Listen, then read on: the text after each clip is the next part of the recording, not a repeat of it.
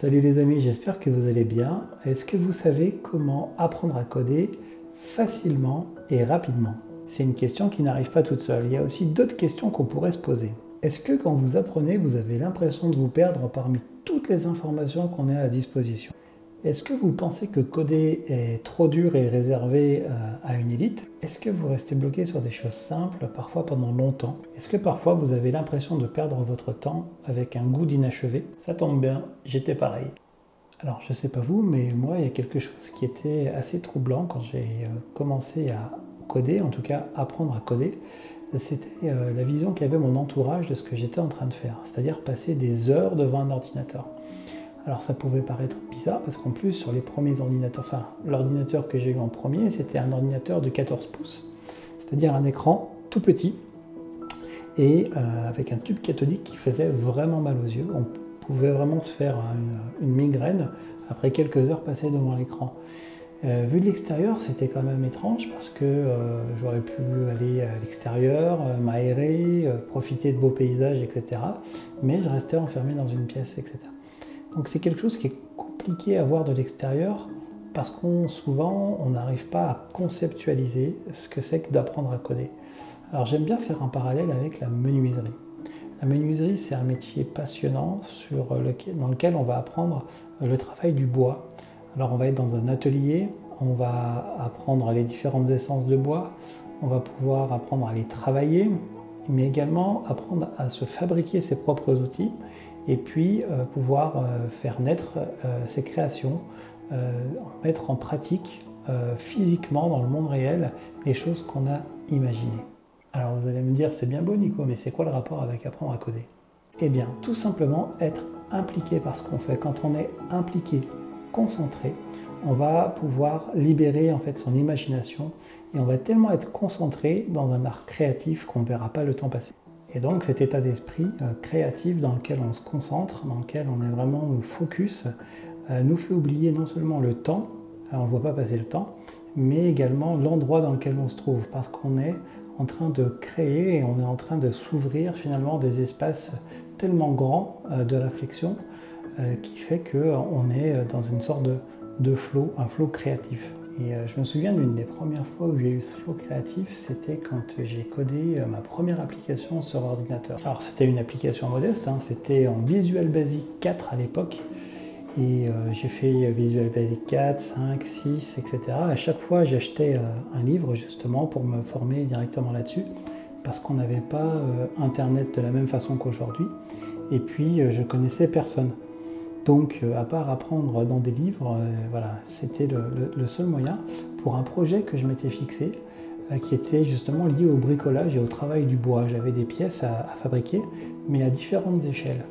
Et à l'époque, le seul moyen de pouvoir avoir différentes échelles avec des modèles papier pour pouvoir s'en servir comme gabarit, finalement, c'était d'aller chez un imprimeur avec le plan d'origine et puis demander d'avoir un plan plus grand ou plus petit en fonction de l'échelle du plan. Donc je me suis dit tout simplement, si j'arrive à dessiner la pièce sur l'ordinateur et que je joue sur le paramètre pour faire varier l'échelle, je pourrais directement imprimer à la maison les différentes pièces sur papier et je pourrais me servir directement du gabarit imprimé sans devoir aller chez un imprimeur. Et donc j'ai commencé pas à pas à créer mon premier logiciel pour ordinateur. Alors dans tout ça, ce qui est bien, c'est que j'étais de bonne volonté, mais j'ai pas acheté les bons bouquins, j'ai pris des choses beaucoup trop compliquées. Je me suis enterré dans des problèmes tout seul qui auraient pu être résolus en 5 minutes si j'avais eu quelqu'un qui demandait. J'avais l'impression que si je voulais créer des choses pour moi rapidement, ce serait pas possible, qu'il fallait que j'attende des années avant de pouvoir maîtriser réellement la programmation et finalement que tout était trop grand. Je restais bloqué sur des choses simples pendant longtemps. Je me décourageais et finalement le plaisir se transformait en déception. J'ai laissé les sujets pendant plusieurs semaines, voire plusieurs mois. Et quand je me suis remis dedans, j'avais l'impression de tout reprendre de zéro, ce qui me décourageait encore plus. Bref, je manquais clairement de méthodes et conseils pour apprendre à coder rapidement et facilement. Bonne nouvelle, comme j'ai appris de mes erreurs, il y a 2-3 petites astuces qu'on va pouvoir voir ensemble. Si je devais donner un premier conseil, ce serait, comme pour tout apprentissage, de trouver quelque chose qui vous intéresse. Si vous avez du plaisir à travailler sur certains sujets, c'est quelque chose qui va vous permettre de mettre de côté les difficultés, ou en tout cas de les surmonter beaucoup plus facilement. Essayez de trouver un objectif ou un projet à réaliser, même si vous trouvez que c'est quelque chose de complexe, c'est quelque chose qui va vous motiver sur le long terme, parce que la motivation, c'est ce qui est le plus dur à garder sur le long terme. Alors, moi personnellement, c'était par rapport au bricolage. Donc, vous pouvez trouver quelque chose qui a du sens pour vous et le mettre comme objectif et réaliser un projet par rapport à ça. Le deuxième conseil va être sur votre premier langage de programmation ou votre langage de programmation principal, mais ce que je conseille, c'est vraiment, une fois que vous avez choisi votre premier langage, c'est de faire vos armes avec ce langage et ne pas essayer d'apprendre beaucoup de langages simplement pour mettre sur un CV. Vous allez passer beaucoup de temps avec ce langage, donc c'est important de suivre quelques règles, justement pour que ce soit plus facile et que vous puissiez aller plus vite. Ne pas se tromper sur ce choix de langage, ça va vous permettre justement d'aller jusqu'au bout de votre projet, de celui que vous avez choisi. Alors vous pouvez choisir le langage que vous voulez, si vous avez déjà quelques connaissances ou quelques affinités. Pourquoi pas? Je vais vous énoncer quelques règles qui, je pense, sont importantes pour choisir son premier langage. Et je vais également vous en proposer un si vous n'en avez pas d'idée par rapport à ça. Alors, pour moi, le premier langage doit être simple et puissant. Alors, pourquoi simple? Tout simplement pour ne pas se décourager sur des erreurs qui seraient purement techniques, des erreurs de langage. Si on a un langage qui est simple et qui est un peu permissif au départ, c'est pas plus mal parce que ça nous permet d'avoir des résultats assez rapides et d'avoir le sentiment qu'on avance. Donc quelque chose de simple, mais également quelque chose de puissant, parce que si vous passez du temps à apprendre un langage et qu'à mi-parcours vous vous apprenez qu'il y a des choses que vous ne pouvez pas faire avec ce langage dans les objectifs que vous étiez fixés, vous allez vous décourager et vous dire que finalement vous avez appris un langage pour rien et vous n'aurez pas forcément la force de rebondir sur un deuxième langage. Donc il faut s'assurer que votre premier langage vous permette de faire l'ensemble des choses que vous voulez faire dans votre projet. Il faut également que votre langage soit bien documenté, parce que quand vous allez apprendre, vous avez besoin d'avoir des choses claires, compréhensibles, plutôt pédagogiques si possible.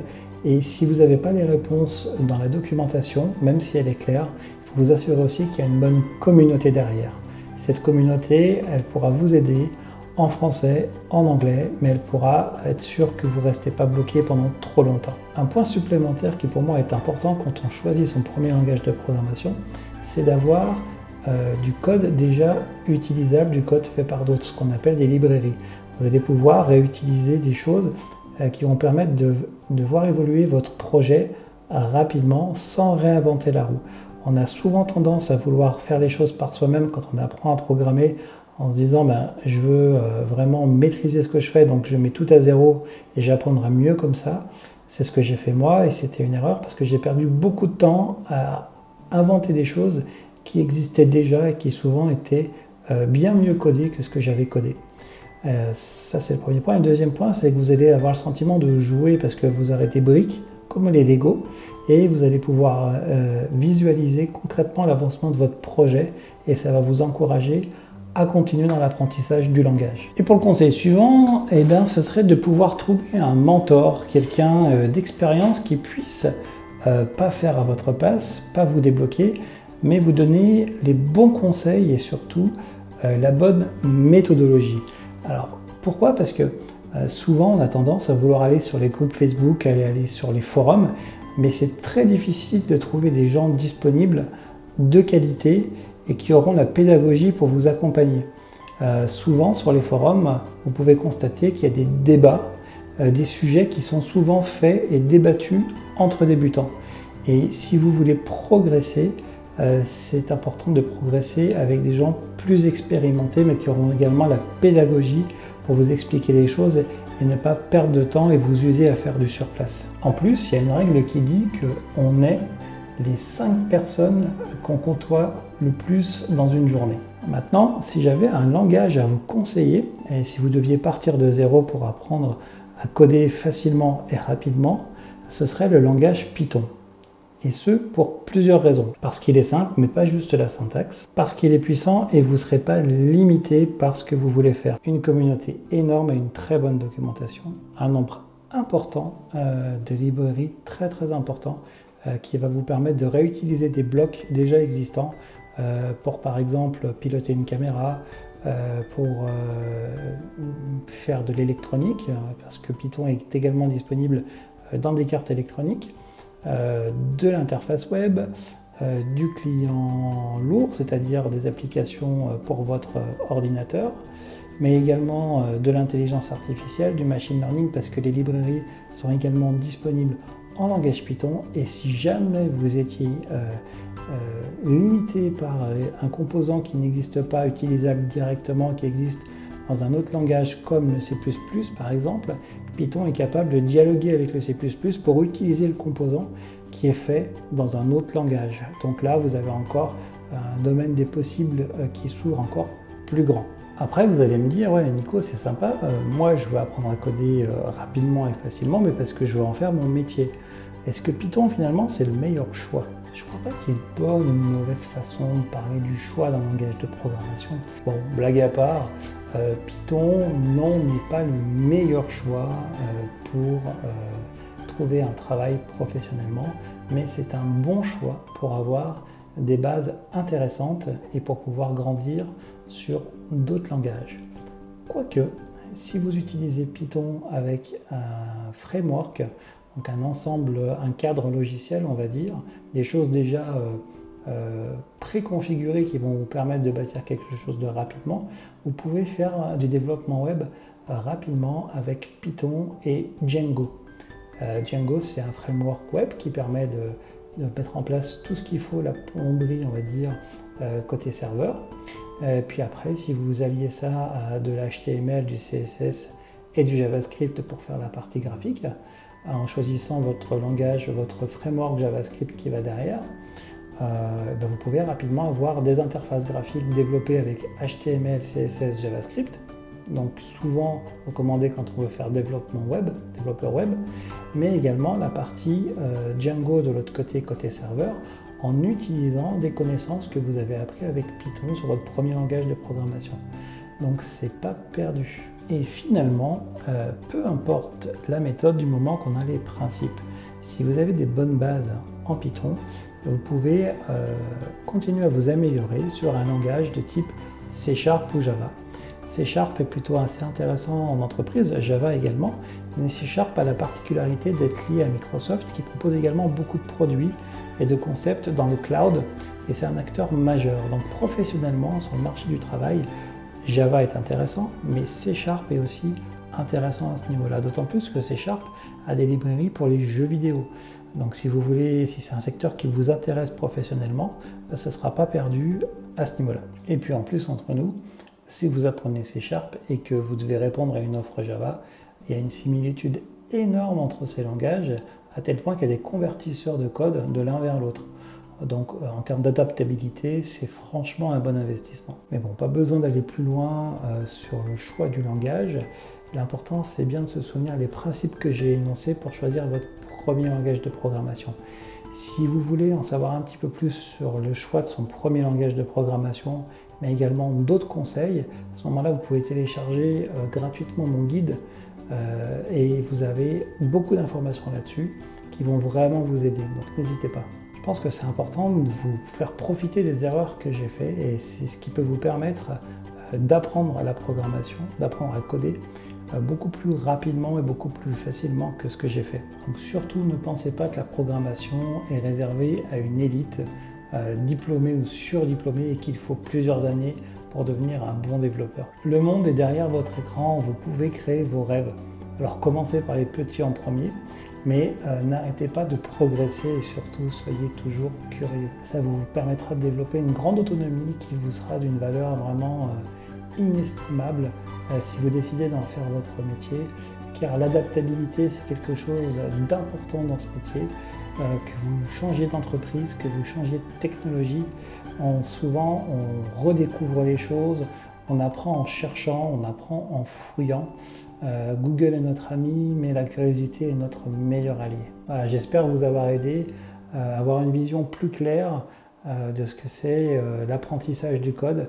En tout cas, comment moi j'ai pu le faire dans une première étape, ce que j'en ai appris et finalement les conseils que je peux vous apporter rapidement dans la vidéo pour ne pas faire les mêmes erreurs que moi.